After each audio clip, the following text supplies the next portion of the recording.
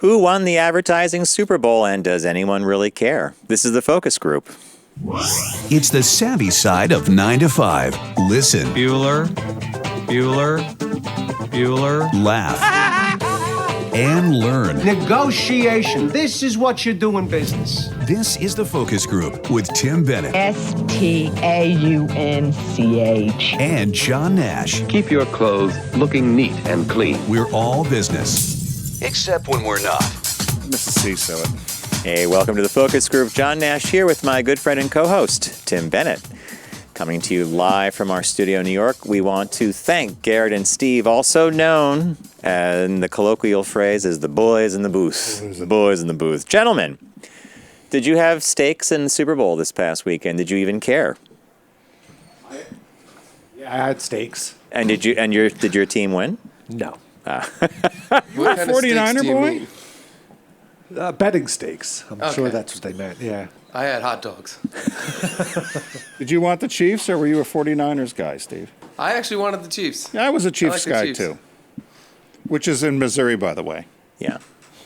I do know that. And I did watch the last part of the game. I actually, for two of us who are in advertising and marketing, this was the time of year that we used to really pull out all the guns. Oh, my goodness. But hey, as I said at the opening of the show, and I'm not going to flinch from this one, does it really matter anymore? You know, all the ads were released. 100% of them was released before the. Pretty much most. I would guess most of them, right? And Right, which has ruined the whole. Tune in for the surprise, right? And now that the game was close and that it was well played and that it was a surprise, from a sports perspective, that's fantastic. That's what you want. But from the advertising thing, tell me anybody got their money's worth. No. You know, and it was all this. So I jotted down a couple things. Well, they spent 435. So there were 60. How many commercials were there? 60. And it was split between movie trailers 62 commercials. $435 million spent. And so you could go on YouTube, for example, and somebody will stitch together all the movie trailers that came out, and then they'll stitch together all the ads. But I found Bob and I were watching YouTube, and we found this show, and it was, what did the millennials think of the Super Bowl advertising? And they had a bunch of younger people critiquing the ads, and it was utterly hilarious. For example, did you remember the ad for Sabra hummus by any chance? Yeah. It was very colorful. I didn't know who the people were. No. Well, there was a Real Housewife of Jersey. Influencers. They were all YouTube influencers. Was that what it was? Yes. And so they had this young woman watching the commercial, and as she's watching it, she goes, oh. She goes, oh, because I'm young and I watch YouTube, I'm supposed to know who these people are. And she goes, and I guess that makes me want to buy Sabra hummus. So we laugh. We're like, she saw right through it. She saw how crass it was, I right? thought that commercial was a mess. I didn't like it. It was no. a horrible commercial. So Sabra hummus appealed to they thought, hey, we're hummus, right? It's a product that could be, I guess, pitched by anybody, frankly. Then there was this Mountain Dew ad with Bryan Cranston who breaks down the door, and he's like, "Hi, Mountain Dew Zero," and she goes, "Oh, I'm thirsty." Retro, throwback to The Shining. Yep. And I love The Shining, and I think it's a great movie, and I love Jack Nicklaus in that movie. But It's 1980. the movie's about 25 or 30 years old at this point. So here's a cultural reference again. And then I'm just going to tie on to that, the Jeep Groundhog. Day. The It millennial. was rated the #1 commercial. Yeah. So the Groundhog, the Jeep thing, the millennials that were watching that, they said to a T, it was male or female, what an ugly car. But hey, it's great to see Bill Murray on the ad. So now you tell me that $1 million or $2 million or $3 million that you spent to have Bill Murray do his first broadcast commercial. Did you know about that? I didn't realize it was his first broadcast commercial. Yeah, first broadcast. I think that it was. It was for the Jeep Gladiator pickup. I kind of like the looks of it. Oh, these people. I didn't like it. I didn't mind the car, but they did not like the car. No. That was rated the #1 ad. Yep, and then there was Little Nas and the Doritos thing with was it Sam Elliott? They were, Was that Cool Ranch? Yeah, the Cool Ranch Doritos. Now Little Nas is gay.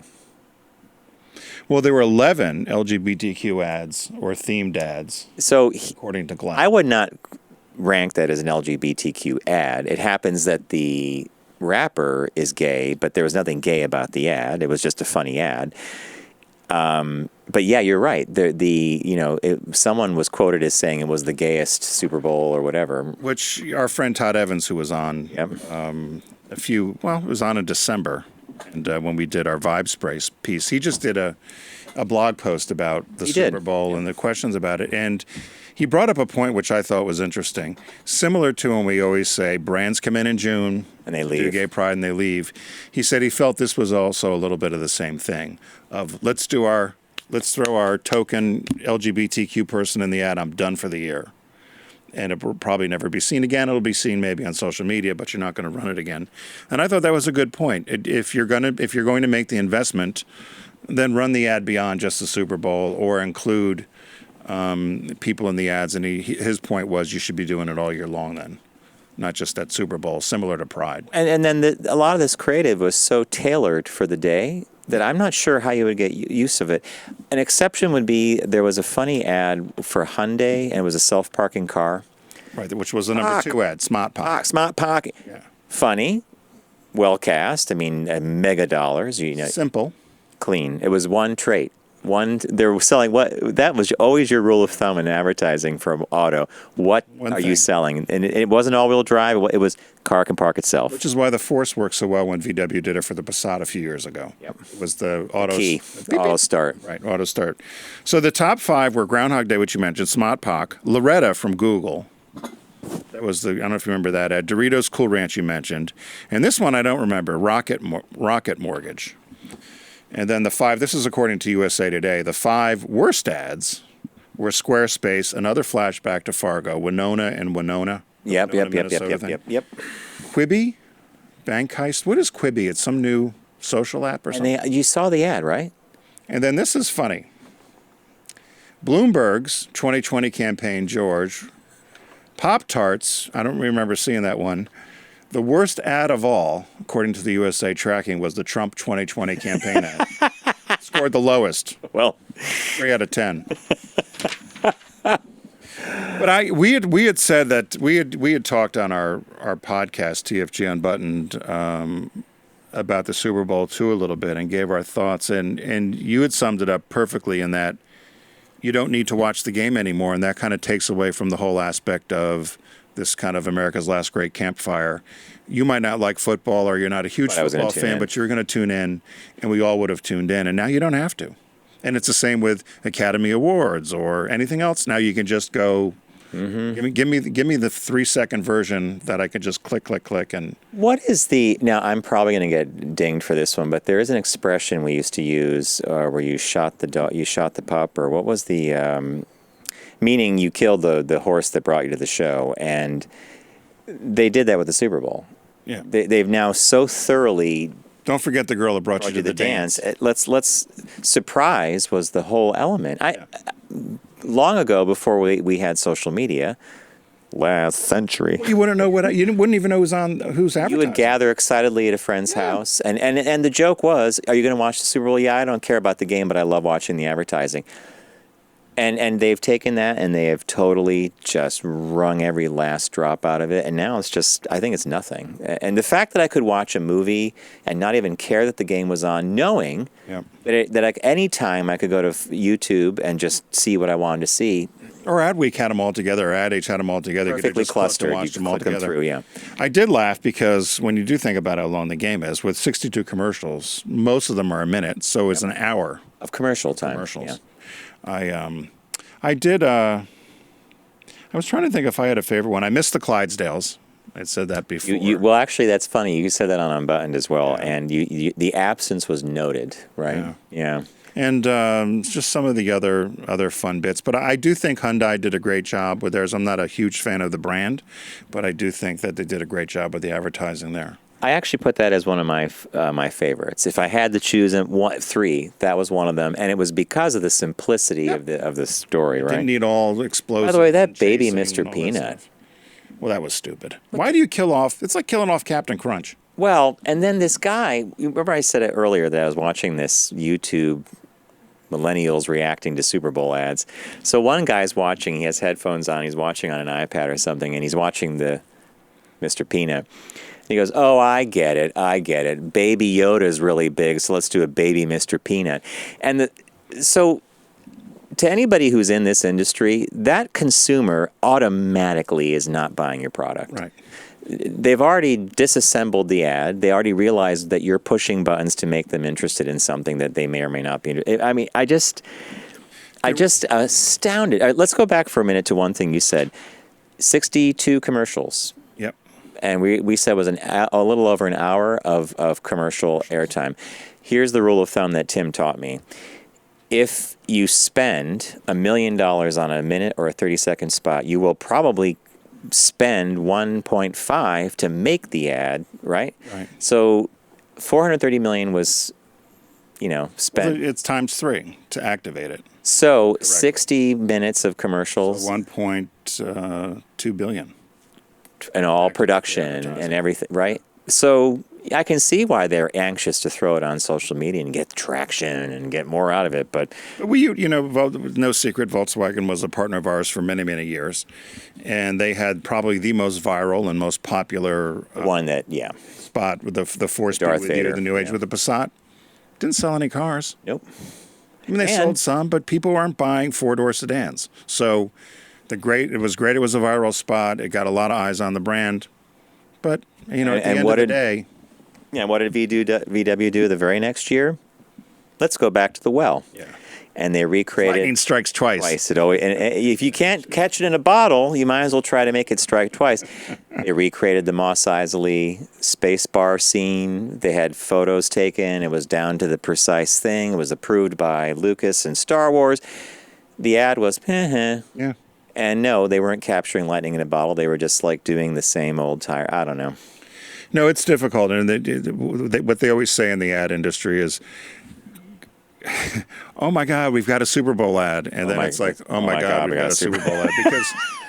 Because the expectation is you're going to hit a home run every time. And everyone is going to be interested in what you have. And they all try to do the gimmick and make it viral. And I think most times, if anybody we've talked to over the years we've had on the show, anything that has gone viral or that has risen to the top, Unforeseen. unplanned. Yep. We had no idea. We liked the spot, but we had no idea it would be as accepted as it was. And that's the lesson, right? Is that if you make something you think is good and it reaches your target and you think it hits the audience, that's the best you can do. Whether it gets traction or not, who knows? Do you happen to remember back in the .com boom? It was so big. People would be like, "Have a good day." .com. It's like hashtag. .com. No, it's hashtag. The hashtag John. Hashtag Tim. There was some strange. I think the company's still around. There was a company. Oh no, maybe they're not actually. Come to think of it, where their whole ad was a monkey that was dancing in a driveway. The dancing monkey ad. Do you remember this? Oh, wasn't that? Do you ever? Wasn't GoDaddy? Was it? For a long time, GoDaddy had the girls. It looked like a Victoria's Secret ad for GoDaddy, but GoDaddy.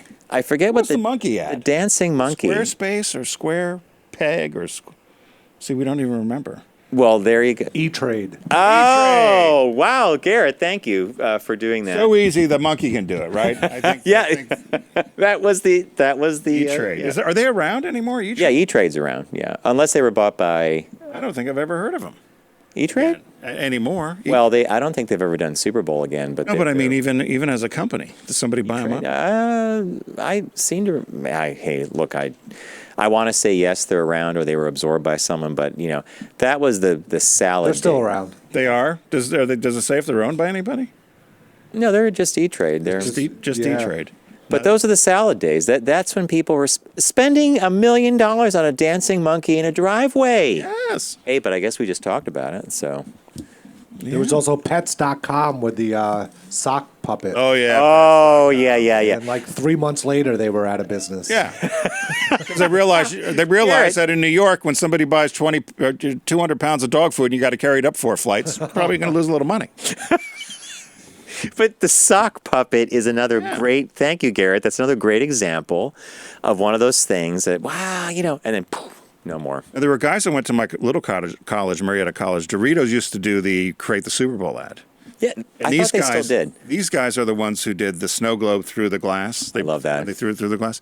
It cost them, I think, $6,000 to make the commercial or less. And it was a huge. Remember what a huge? Well, this is probably 10 years ago, but it was. I can get Doritos. And then he throws it through the vending machine and busts the glass. But I like those sort of things. Yeah, if I you do could too. do them. I do We were going to try to make an ad, weren't we? Once the Doritos thing, but There was actually a year that there was Doritos, and there was another brand that had a make your Nabisco or own. It something? might have been, I think it wasn't. It was a snack food, but I don't remember who it was. Now we were like, hey, let's make an ad. yeah, we didn't. Yeah, so there you go, Super Bowl. And here's the thing that to me says it all. In our culture of constant feed the machine of outrage and what's the next thing, it's already in the rearview mirror. It's Wednesday, and that feels like it happened. Yeah. Well, all the nonsense that's happened since. We've had the mess in Iowa. Let's all give Mayor Pete, which I don't know if they've even. I think we still don't know. There's the ballot still. Bernie aren't and all in Pete, yet. though, are. But Bernie and Pete, but Mayor Pete, which everybody thought would not have any traction. I had a little argument with somebody. They'd said that Mayor Pete and Bernie weren't diverse enough. And I said, an elderly non-Christian and a married gay guy is not diverse?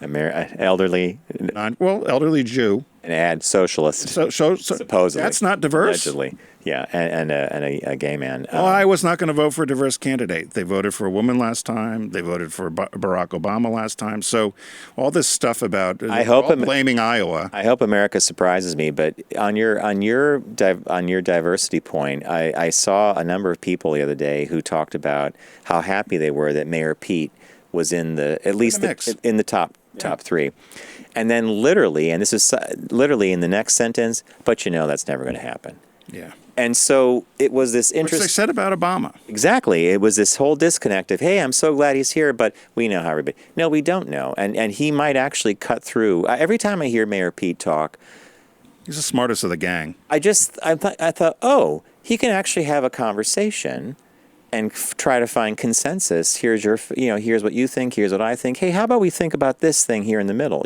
That's the way it's supposed to go, right? And the other thing I don't understand is they want to move the primary to what they feel is a more representative state. Which Iowa and New Hampshire have always been white.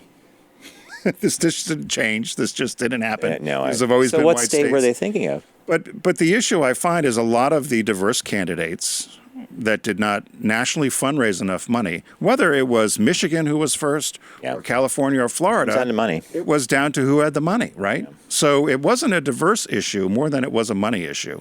And they need to get off of, it's not diverse enough, so if we do it in Michigan or Florida, we're going to have a much different slate of people. Not the case. Correct. It comes down to the dollars. And that's the argument that I keep having with people. It's like it's whoever has the most money, sadly, or raises the most money. Biden's out of coin. And which now you led into something fascinating to me. A friend of mine the other day said, I'm putting my money on Mike Bloomberg. And I said, why? And he said, he can outspend everybody. He has the staying power. It doesn't matter what happens in some of these early states because he doesn't have to really fundraise. He just goes and writes himself a check. He's also not afraid to go after Trump, which I think Not at all. is helpful. Did you see the ad he did? Was it Sunday? He said something about Trump called him Mini Mike, needs to stand on a box. And Bloomberg said, that's fine that the spray-tanned, orange-haired, obese Trump. And then he had all these pictures of him in his ad of doing a golf club, and he's Trump, the most horrible pictures. Unflattering is the word I would use. Unflattering. But that's what, some people say, this is who you're dealing with. You're dealing with a reality star. Who knows how to, who knows how to work the media. And Brian Williams said yesterday, the smartest thing I've heard anybody say. He was talking to James Carville. He said, the Democrats have to understand you cannot run a Whole Foods campaign to a Campbell Soup nation. Nicely said. I wonder if he had sometimes I think with commentators, do you think they kind of think of this in advance? Well, he's always said that. So, he always is. He's always got that He's quip. always got the quip. Okay. But he said that they were talking with Carville, and they said you need to talk about what's important to Main Street America. You can't do a Whole Foods campaign to a Campbell Soup nation. And they said that's the fear. Perfectly said. Yeah, that's the fear of a lot of what's. 'Cause let's be real, and you and I can take our experience in LGBT marketing. yeah, and, there's a numbers thrown around about how wealthy the LGBT Billions and consumer billions is. and billions of dollars. They don't have kids. They have lots of disposable income. But the truth is, when you used to dig into the numbers, Guess where they shop? they shopped at Costco, Home Walmart, Depot, Walmart, Target, yeah. just like everybody else. They're looking to save a buck. Yeah. So, yeah, Not all that Gucci and Hermes. Gucci, indeed. Hey, I want to introduce you guys to a new partner of ours, and I really think it's a great match for us. It's Fiverr.com, Fiverr.com. You're a small business owner. Maybe you work for a major company, but you're handed a project and you need to find talent to fix to get it done for you. It's a logo, it's copywriting, it's web design, it's web coding, it's video editing, it's video production, it could be motion graphics. And the biggest thing is, where do you turn? And I get this question a lot from people. Hey, do you know someone who does fill in the blank? Well, copywriter, do you know? Right. I'm happy to now direct people to Fiverr.com. As I said, Fiverr.com. They have a great marketplace of freelancers that are there to engage with you. Lots of different price points. You can have a logo done for $25. You could have a logo done for $300. My personal idea is to spend a little more money, as Tim said, or use a less expensive contractor or freelancer to explore ideas. Depending upon your project, right? And that's the great thing. And you can, the other great thing is you can search by service, as John mentioned, but also deadline or price. That's a new or one on me, by reviews. the way. Could you? So you could actually say, I need Right, this deadline. done So by Friday. I need a logo by X, and then that would serve up Narrow down. freelancers that are able to Do it. that have said we can do this in 24 hours, 48 hours, whatever. And I think that's a great option as well. The other thing I think is good about Fiverr is up front what you're going to pay, so there's no negotiating back and forth. You get the project, as John says, do a creative brief, get it to the freelancer, and the price is there, and then you start. That creative brief is a little tip you get here from Tim and John. Yeah. My big recommendation when you work with anybody, whether it's in your normal day job or you're working with a contractor or freelancer at Fiverr, pull some swipe art, we call it. If you're having a logo done, pull a couple of logos that you like. That's not indicative of what you want, but it's going to indicate your taste. Send that to them along with a 2 or 3 sentence thing of, here's what I think my company is, here's what it represents, here's what I'd like to do. Now, if you're going to use Fiverr, Fiverr.com, and it's your first order, use the code FOCUS, F-O-C-U-S, and you're going to get 10% off that first order for being a listener of the Focus Group. So we are now, since we've begun working with Fiverr, we're now getting our corporate logo. Me and Tim own a company called Triberry Productions.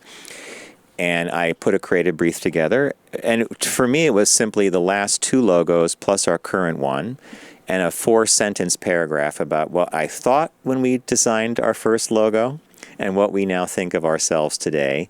And I located 3 graphic designers or logo designers on Fiverr.com.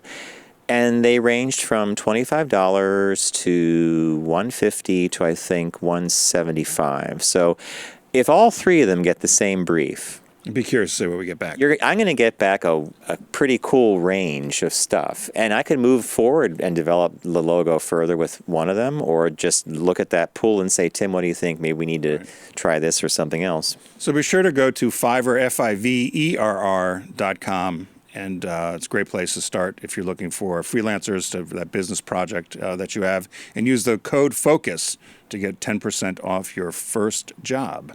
So thank you, Fiverr. And now, in a bit of a format change, because the Super Bowl caught our eye, it's time for Business Birthday. Everyone birthday. does celebrity birthday greetings, but the Focus Group is the only show in the universe that celebrates business birthdays. I've always wondered about this brand, Ruth Ann Udsted Fertel, but we'll call her Ruth Fertel. She was born February 5th, 1927. She died April 16th, 2002 at 75. A Louisiana businesswoman, best known as the founder of Ruth's Chris Steakhouse. No way. Look at her there with a cigar and a scotch. Did you ever God go to bless Ruth's her. Chris? And it looks Ruth's like Chris is great because it's all butter right on top. It looks like an 80s picture. Look at the shoulders on the jacket. Yeah, she's that wearing. is very big down. old Dynasty. Sigourney Weaver, working girl kind of thing. So wait, Ruth Chris. So Ruth Chris Steakhouse. So Where did that Ruth's. come from? I'll tell ya. Okay. So she grew up. It says she grew up in a poor family in New Orleans, Louisiana, and she was very smart. And she skipped several grades of grammar school, and she graduated high school at the age of 15. They took some of her brother's World War II GI Bill benefits to send her to Louisiana State. She graduated at 19 with honors in chemistry and physics. And she thought she was going to teach. She wanted to do a number of things. She ended up meeting a guy named Jerry in Baton Rouge, and he ran for mayor, and he used to wear... I'm sorry, his name was Rodney. He used to wear a gorilla suit as he was running for mayor of Baton Rouge. Kind of a sidebar to help save the zoo. This is, by the way, did you read that and say Tim and John would have liked to have known him? Yeah. Because that sounds like a Mr. C thing. Yeah, so I'll give it its due justice and read it instead of me trying to do synopsis. So she married Rodney Fertel. He lived in Baton Rouge. They had a love of horses. So she went and she earned a thoroughbred trainer's license for horsing. Wow. For horses. And that's she not ended up easy. becoming the first female horse trainer in Louisiana. And then Ruth and Rodney divorced. And he then unsuccessfully ran for mayor in 1969. Was that with the Known gorilla as the suit? Gorilla Man. Okay. He would often wear a gorilla suit to campaign events. I love him. Cannot make that up, right? So after the divorce, she realized she couldn't support herself and her sons on the alimony payment she was getting. The husband wasn't working, obviously didn't win an election. So she went and she decided to make drapes out of her house. And so she took in odd jobs to make drapes. That didn't work. She took a job as a lab tech. That didn't work. She realized she needed to make more money. So there was a failed restaurant for sale in town called Chris's Steakhouse. It was a 60-seat restaurant in go. New Orleans. And her banker, her lawyer, her friends, everybody told her not to do this. The restaurant had failed 6 times in this location. Under different management. Different people. Right, A guy okay. named Chris Motkaluk ran it. By the way, that's like a restaurant bad Yeah. luck thing. If it's failed that many times, that location. So she didn't listen to them. She mortgaged her house. She had to raise $18,000, an additional $4,000 to cover costs of renovations. She opened the steakhouse, Chris's Steakhouse, on May 24th, 1965. Her first night, she sold 35 steaks at $5 each. Within 6 months, she had doubled her annual salary. So they say she took a hand in everything. She learned how to be a butcher. She was only 5'2", 110 pounds. She'd saw up to 30-pound short loins by hand until she could afford an electric saw. She staffed her whole restaurant with single mothers. She said they were the most hardworking and reliable workers. Oh, well, that is. Are you serious? Yeah. This is definitely one for the book. She said for many years, Chris's Steakhouse was the only upscale restaurant in Louisiana with an all-female waitstaff. That is cool. So they began attracting celebrities and so forth. So as the restaurant grew, it caught on fire. There was a bad fire back in '76, so they needed to move the steakhouse. But there was some odd little clause in the lease agreement that she did when she bought it that she could not use the Chris Steakhouse name in any location other than where she was. The physical Location. So she put Ruth in front of it. So that's how it became Ruth's Chris Steakhouse. She said, I always hated the name, but I managed to work around it. God. All right, so that explains. It's an always odd name. It's always been odd to me. Ruth's Chris. It's always been odd. It says her sales agreement prevented her from using the original name at any other address, so she needed to come up with a new name. So she did that. A lot of people were fans. She ended up franchising. She had over 80 restaurant locations at its height. She continued to run Ruth Chris for most of her life. In 1997, when she turned 70, she personally visited 42 of the restaurants. She goes, I would always go smell out how they were doing. So she could tell whether things were going well by the smell inside, whether it didn't burn or whatever. She fell ill in Illinois. She was a smoker for 50 years. She was diagnosed with lung cancer in 2000. She died 2002 at 75. Here's an odd thing. So she was buried in a lavish mausoleum that she and her friend, Lana Duke, had commissioned in 1995. Lana had an ad agency and did a lot of the advertising. She and Lana were buddies. Oh, you're sniffing out a. I don't know what it means other than they have this mausoleum together. A granite building cost $500,000 on a 27-square-foot plot. And the Duke family's on one side, the Fertel family's on the other. There's an etching with 2 angels that says it's a wonderful world. The Fertel Duke mausoleum can hold 6. And it was designed by the art department at Duke's advertising agency. They held a big party for 150 guests upon the completion of the structure, and they had the priest bless the crowd with beer, sprinkled beer. So Ruth, She was a huge, and she did lots of charity. okay, Ruth, Well loved within the community. Ruth never remarried. No, she never remarried. So this connection to the woman, I'm just I'm look, speculating. why not, right? It's not a bad speculation. I hope it's not insulting or bad, but Yeah, they talked about one time they were, during one of the hurricanes in New Orleans, they were left without power. So rather than letting the food spoil, she cooked it all up and gave it to all the workers outside. But she'd done millions of dollars over the years to philanthropic stuff. But I thought, what a strong lady. I always love those sort of stories. And here's something that I love about what you pinpointed. It's the small things that can change a life. So she staffs the restaurant with single mothers because of how hardworking they are. Now, let's just take any one of those she could have made an impact on any one of those people's lives for the positive. Yeah. If someone has a job, she take care of her kids. I mean, that's a really cool awareness of your environment and her knowing what she went through. Exactly, So as a woman. Paying it back, right, as a woman and struggling and nobody believing her. Good business birthday. And now we know. Now you know why it's Ruth's Chris. Steakhouse. I love Ruth's Chris. There was one in Philly we used to go to, and I'd always say, "What's the secret?" And the guy'd say, "We soak it in butter." Butter. Thank you, Ruth. God bless. Hey, as many of you know, Deep Discount is a partner of ours here on the Focus Group, and we encourage you to visit Deep Discount by going to our site, focusgroupradio.com, and clicking on the Deep Discount logo, which is, yes, the shark. Arr! Sharky the shark, who always gets the pirate treatment. Unknown why. It's a verbal tick. Can't seem to fix it. I don't think I want to. So, arr for the shark. Own your passion at Deep Discount, and we love it because shows and movies, things you can't, records, books, toys, things you can't on the DVD and TV side, things you can't normally see on streaming services or on broadcast TV. They have it. And this week is an award-winning films sale. Now, that was a big category, by the way. And award-winning, you could win an award for cinematography, you could win an award for costume design, you could win a lot of awards. What did you end up picking? Well, what I ended up picking is a little bit of a backstory. When I was a headhunter, and my friend Kate, who you know, we were in our early 20s, just out of college, and we concocted this scheme that we were going to go down to Wilmington, Delaware, to go visit with banks. And I had this old... Banks, as in banking institutions? We're going to go talk to HR people in the banks, brick and mortar. We're going to go down, and we're going to pick up all these jobs for banking, and we're going to fill these jobs because we were headhunters. Brilliant. Okay. So our boss, this guy named Tom Glenn, Harvard guy, he's sitting there in his half glasses, and he's got his... Were they the ones that came down? Corner office. He's at Golf Magazine. I think he might have even been clipping his nails. He's flipping through the Golf Magazine. And it was a Thursday afternoon. I went in there and I said, Tom, I said, can I talk to you? I said, Kate and I aren't going to be in tomorrow. I said, we're going to go down to Wilmington, Delaware, and we're going to go prospect for new clients. Prospecting. And he's, flipping. So he's listening to me, and I'm thinking, it's a little too easy. He goes, okay, so we'll see you all Monday. I said, yeah. And he goes, oh, by the way, and I turn around, I go to leave. He goes, oh, by the way. He said, have a good time prospecting in Delaware, and my name's not Judy. I didn't star in a movie. And I was like, what? He goes, my name's not Judy. Are you too young for this reference?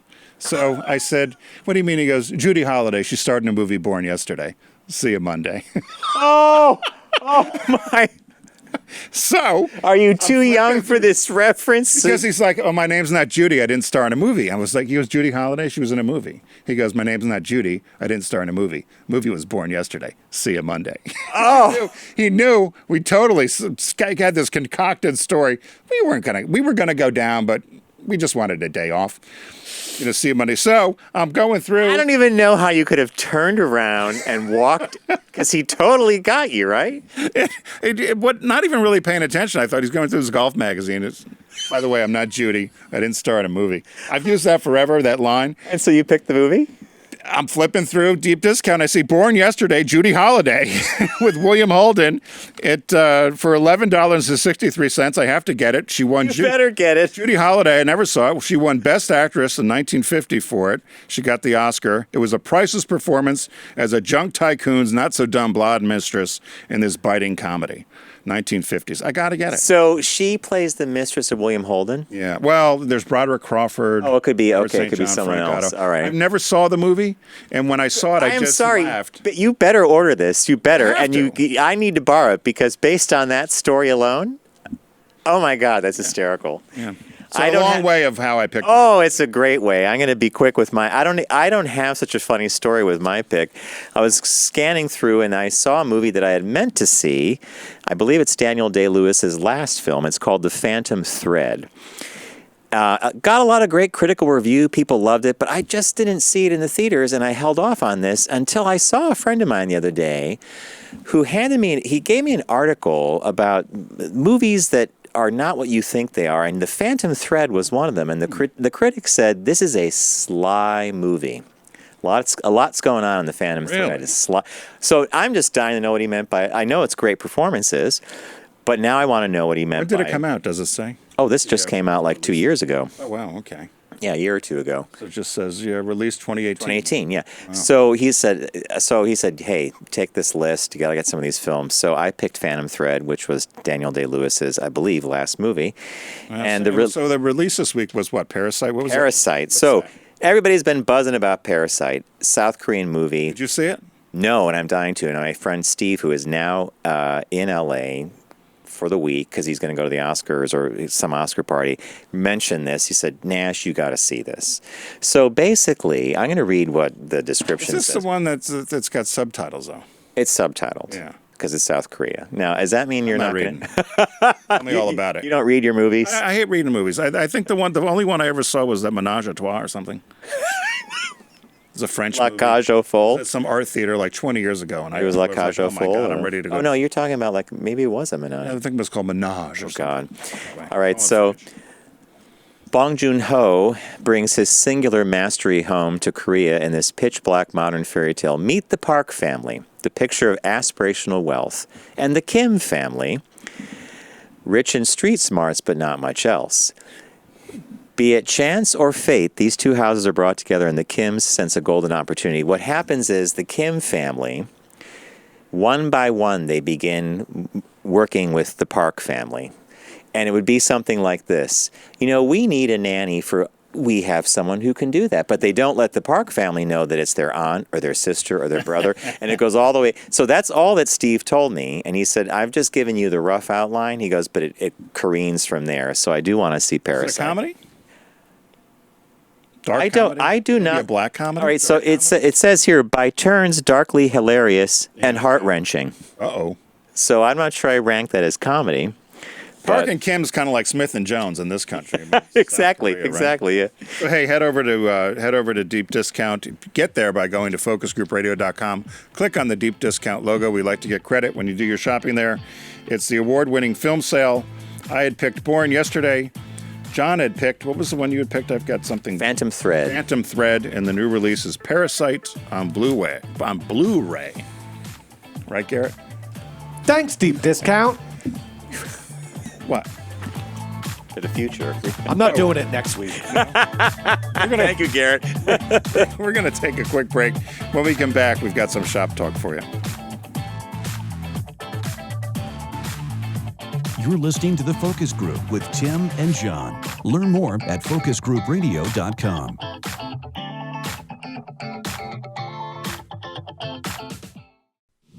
Focus on the savvy side of 9 to 5 with The Focus Group. Try, really try. Listen, laugh, and learn with Tim and John. I never try anything. I just do it. Welcome back to the Focus Group. John Nash with Tim Bennett. Focusgroupradio.com is the URL of our website. Everything you need to know about us is there. Links to all our media, video and audio. And by all means, check out Unbuttoned, which is our Tuesday podcast, about 20 minutes long, 3 topics, drops, as I said, on Tuesdays. And again, our show is also available, the one we're doing right now, as video, and you could also get it as an audio podcast. So we have two quick shop talks for you today. The first one is a little wonky, but it's... I'm glad you said that because I'm going to tell you something right now. Well, I think you would have done a good job as being a book jacket writer. You sold this to me. You sold me this art, and I read this. Are you talking about judging a book by its cover or writing I've that? got this great story about blah, blah, blah, blah, blah. And then I read it, I'm like, oh, my. Okay. I'm You going read this for fun? I read it, and then I got into the weeds, and I'm like, wait a minute. So here's how it was sold to us. Headlines. No, you sold it to me. I sold it to Who you. sold it to you? The headline. I sold the headline I know sold it us. sold you one thing, one word in there. It's the middle word. No, the second company, IKEA, Yeah. Lego, That's and Coca-Cola are all discovering how hard it is to replace plastic. And of course, the picture I pick, if you're not watching on the video, there's row upon row of mini little Lego characters, and they're all little stormtroopers, exemplifying what we're talking about They here. were marshmallows. Stormtroopers? Tim is so not a Star Wars fan, right? Like, I could recognize these things in Cake toppers. seconds flat. Little stormtroopers. They're stormtroopers? So about a year or two ago, or for a while, we've been hearing about the concept of something called a bioplastic. And that's a plastic that would degrade naturally in a landfill. And when we say naturally, we mean something along the order of a couple of years and not centuries, if ever. Like most plastics may never break down. And if they do, they're going to be the little beads in the oceans that are polluting things. The net result of this whole article is that bioplastics it's going to require like a moonshot kind of thing. Because they don't exist, really. No, because all the trade-offs don't work. If you make something that can do this, it can't do that. So It has to be perfect conditions for it to biodegrade, et cetera. And they said, but what did they say? Bioplastics are really what anybody wants to call them. Yeah. He wants to say it's the Wild West. Wild West, they're unregulated, and no one can agree on what counts as a bioplastic. So I get it, I guess. What I do find interesting, though, IKEA, which is a huge furniture manufacturer or lifestyle company, I guess, out of Sweden, and very popular in the U.S., particularly for people that are furnishing first apartments or dorm rooms or something. A lot of stuff's plastic. Yeah. Lego, they're plastic. The whole toy, yeah. And then Coca-Cola, bottles. They don't need to be plastic. I don't know why they don't go back to glass. I guess it's too heavy for shipping. That's why they went to plastic. But my thought on all of this is, and I'm sure there's huge reasons, and I'm not a chemist. Just to pause on that Coca-Cola thing, doesn't glass become their problem? So when we were kids, I mean, actually, this is before us. It used to be the milk delivery, and you'd put the empty bottle, they would get sterilized and used again. So the vendors still had responsibility for the packaging, right? Yeah. Plastic, it's just out of our way, yeah.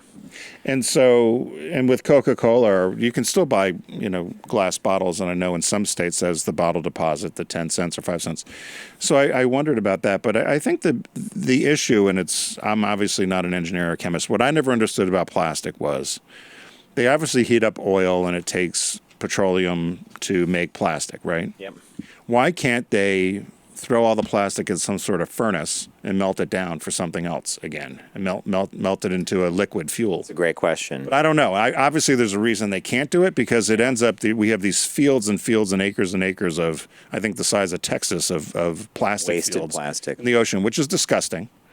And I hate when I buy something and I throw away all this plastic packaging. So I just can't figure out why we haven't figured out a better method of recycling plastic.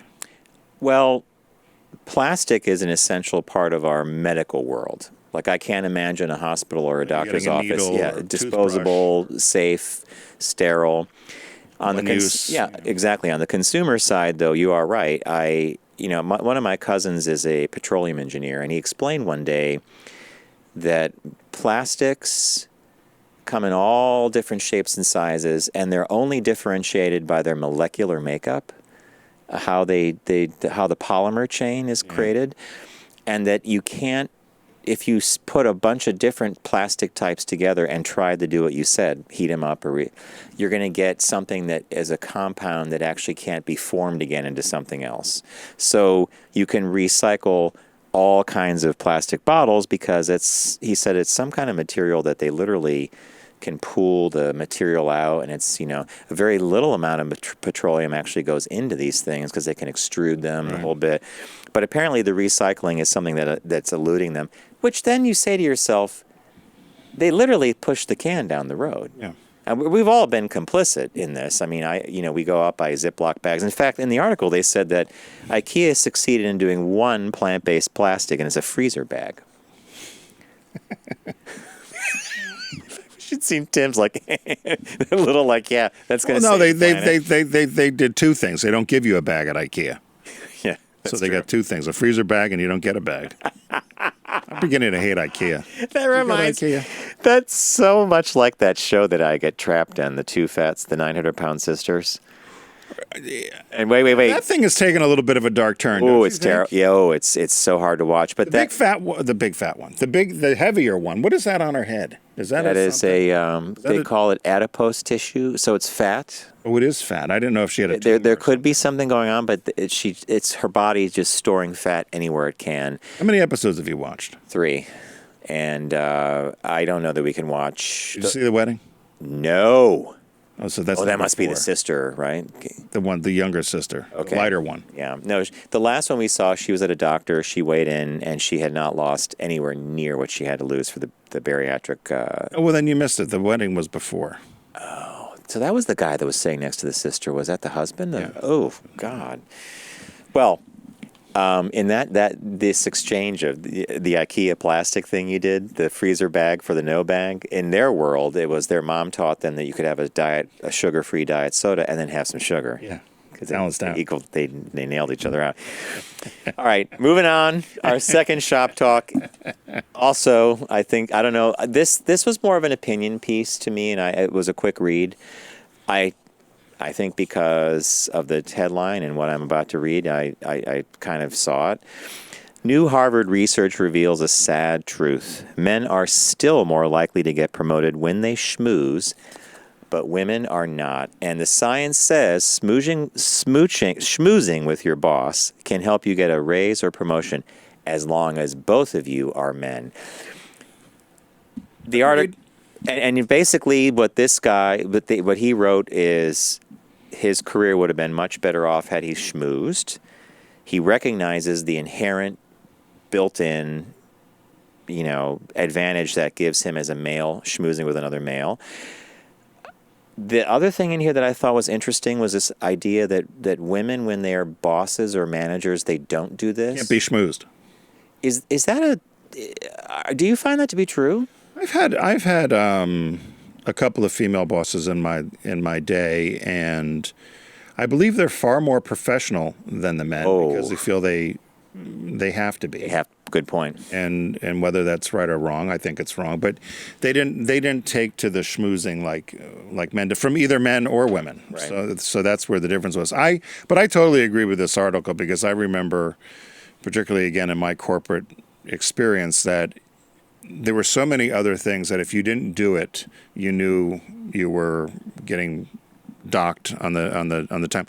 Golf was a prime example. It was on the tip of my tongue. If you didn't play golf, or you weren't married and your spouse wasn't doing something with your boss's wives, spouse, or the wives would do something. I remember, you couldn't do this now. I'm sure some companies still do. There were 7 of us that were district managers. We were all men. We had a male boss. And one of the planned activities was after we went to the steakhouse, we had to go to the strip club. So where does that leave a woman? And there were women that, so fast forward, this was an office in the Midwest. They still planned it with the agency. They were all going to go to the strip club, and there were 2 women on the team, and one woman refused and complained to HR. The one woman's like, "I'll go. Give me the dollars." She went and played along. But they finally, somebody in HR said, you got to stop doing this. You can't put people in these positions. I was horrifying. For me, this woman kissed my crotch with the lipstick on my khakis. I couldn't even get the lipstick off the khakis. I didn't want to be there. They paid for some lap dance from some woman from me. Indianapolis. So what's fascinating about that is moving inappropriate off the table and ignoring that for a second. I know you can't. But the assumption that everybody on a team is going to find that entertainment It would almost be like saying, we're going to go see the new Star Wars movie. And 4 people are like, I don't even know what Star Wars is. One's going to say, oh, yeah, I can't wait. Okay, then it's like being colorblind, or like, I don't even know what I want to say. It's just deaf, tone deaf. That's what I want to say. It's like having to go to the corporate Christmas party or the holiday party. Yeah, those are obligatory on some level. Or I stopped going. Because again, if you were single, you couldn't bring somebody, but you could bring somebody if you were married, sort of thing. And I always just thought it was a little bit crazy. But even right when I left, and again, this was 15 years ago now, not that many. It was less than that. But one of the last times I went to Japan,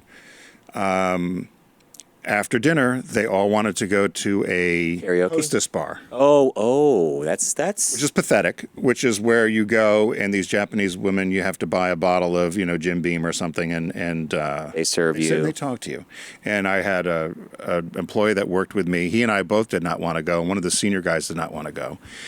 And he said, out of respect for my wife, he goes, I'm not that desperate that I'm going to go spend $90 to have some woman come talk to me at a bar. Given the time change and what you experienced over there, you probably just wanted to go to your hotel. Yes. So this one guy, who's now one of the heads of the company, kept pushing. I still remember the employee who worked for me hauled off and hit the guy because he kept calling him a pussy and you're not part of the team. You don't want to be part of the team. Now, little did I know this guy resigned the following week because he had another job. But he still got a punch in, right? The next morning, the guy comes down like, oh, I don't know, I must have slept wrong on my arm. It's like, no, you got hit in the elevator for being an ass. But, they used to push us to go do this sort of stuff, and it used to just drive me crazy and so inappropriate. But if you didn't do it, you knew that there was an unwritten schmooze. And the interesting thing is, it's schmoozing has been a huge part of my career, right? I mean, in advertising and marketing, you want to be able to hang with the agency. And in our case, it's a gay agency, and the gay principal creative director is in front of you. But I still related to this because what do they say here? The difference in outcomes, meaning promotion for men or women, lies in the fact that men can more easily schmooze than women with higher ranking men. So does that go back to all like our playground kind of thing? Who's the toughest kid? Who has the most marbles? How can I get to play with? You know what I mean? Like, you got to be a team player.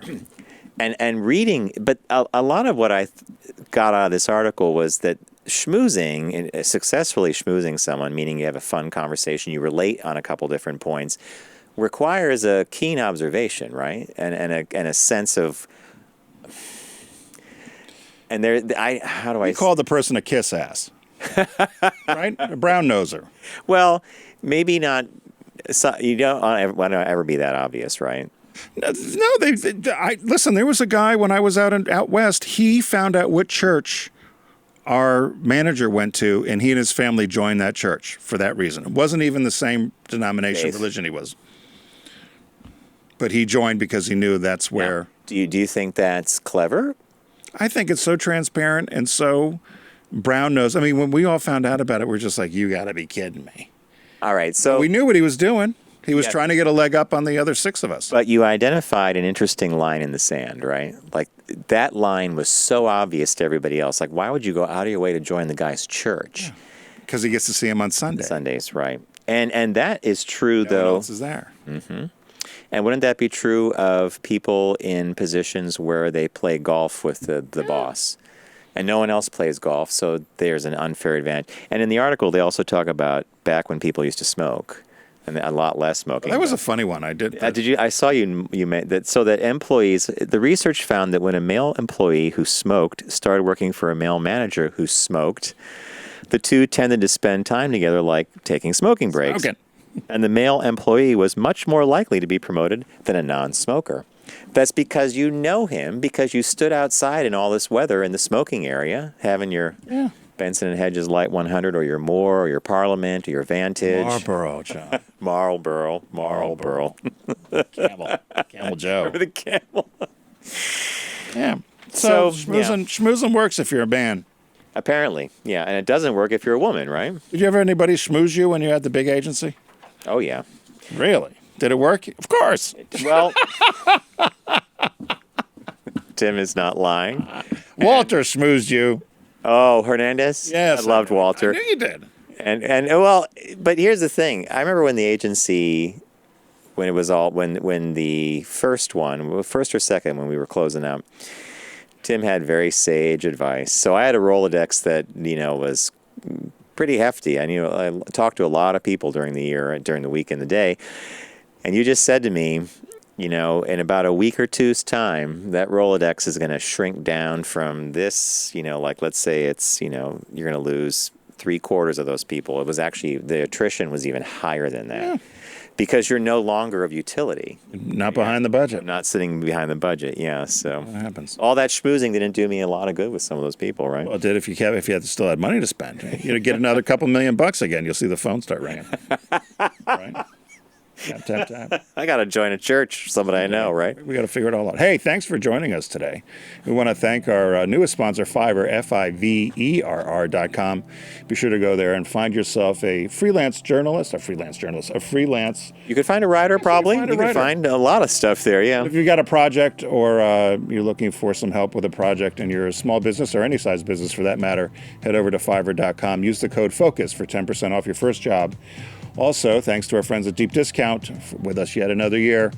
It's award-winning sale. Award-winning sale. And you picked, what did you Phantom Thread. Phantom Thread, and I picked Born Yesterday. In the great story. Rewind if you haven't heard it. in the new release is Parasite. And thanks to Garrett and Steve, and is Robbie Bobby back there too? No. But thanks to the boys in the booth. Thank you, John. Remember, text and drive, arrive alive. What are you laughing at now? It's Drew back there, and he's just, yeah. Oh, Drew, I got this thing in the way here. Yeah. Tripod. Well, you can't see it. Anyway, I'm behind. What do they call that? The fourth wall. You're breaking the fourth wall. Fourth wall. Breaking it. Don't text and drive, arrive alive. Have a good week. It's The Focus Group with Tim Bennett and John Nash. Accessible on all platforms. Subscribe, like, and rate us on your platform of choice. Learn more at focusgroupradio.com. Who do you have to blow to get a drink around here?